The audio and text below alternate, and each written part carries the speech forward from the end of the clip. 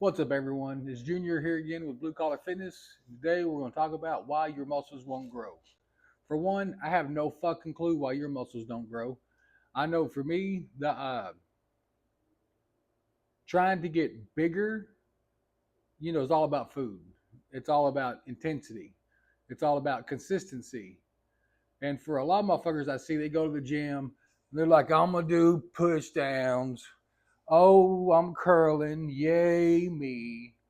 If you go to the gym and you're not there 100% mentally, you're not going to end up anywhere 100% physically. So I'd say, the first thing is having the correct mindset to go into the gym, give it your all, push it as hard as you can, and try to push harder than you did last time. And you also got, your food. If you're cutting, of course you're not going to build muscle, you're going to lose fat. But if you're wanting to build muscle, you could do the traditional like bulk to where you eat way too fucking much, you get way too fucking fat, and then you got to diet down, and then you're barely more than what you was when you started. That's an option. But if you continuously do it, you will get somewhere. What I prefer is doing like a 2 month mini bulk and then a 3 week mini cut, kind of the back and forth. Raise up your calories a little bit, go for the 2 months, you get just a little bit of fat. You can usually take it off in about 3 weeks, sometimes 4 weeks, depending on how much you've eaten or how much you've overeaten. And don't use your mini bulk as an excuse to just eat fucking any and everything. Try to keep it lean, try to keep it whole foods. Don't just, run to McDonald's or Burger King or Pizza Hut because, it's quick, easy calories. Like, that's going to show up not the way you want it. And, a little bit here and there, like a cheat day or on the weekend, that's fine. But the downfall to the whole foods is you got to eat a lot of that shit because the calories ain't as high.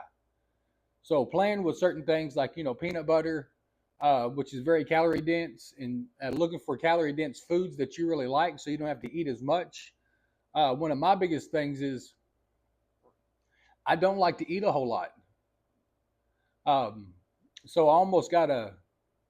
I won't say I won't force feed myself, or I won't like over indulge just to try to get the gain from the food, because if I eat too much, now I'm gonna feel like shit for a day or two.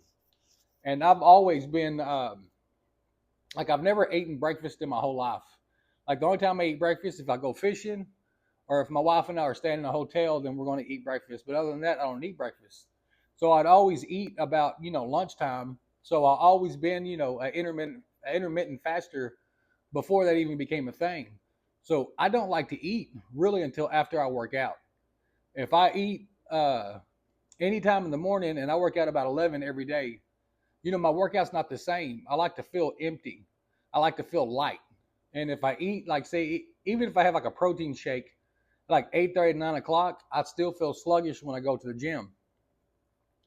Which I guess it's due to the fact that the digestion is pulling energy, and I'm working, and my work's very physical. So by the time I get to the gym, I don't have the energy that I want to have to be able to lift the way I want to lift. And those are a lot of things you want to like take in consideration. Is how are you managing your energy?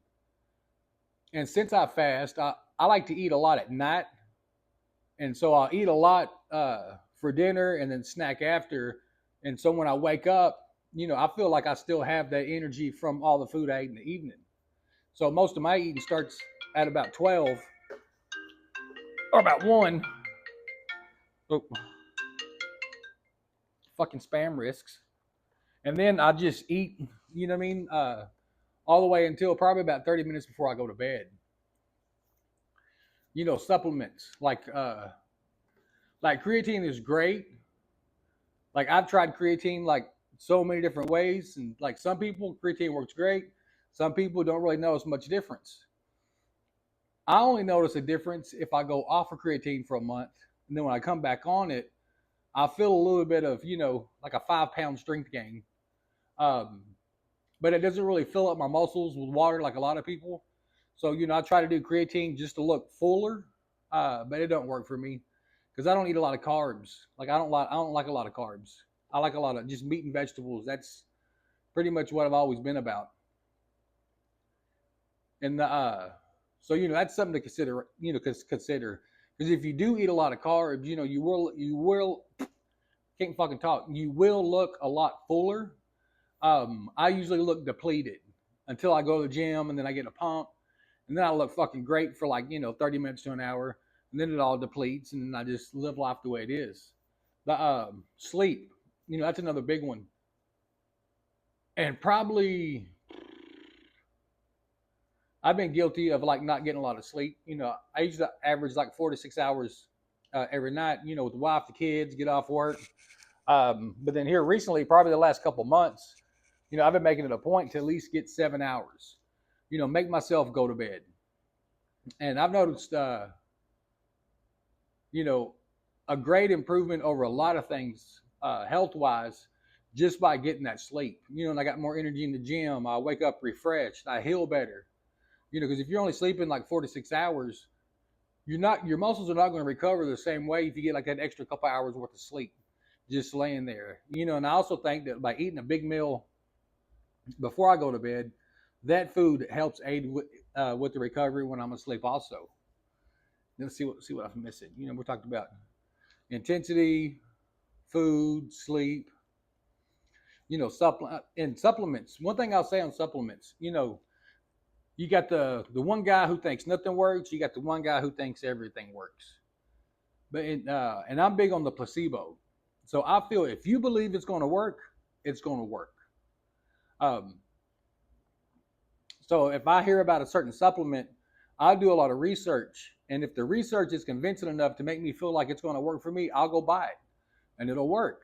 But if I don't see enough research, then, I'm not going to go buy it because I know if I'm skeptical to begin with, I'm going to be skeptical while I'm taking it.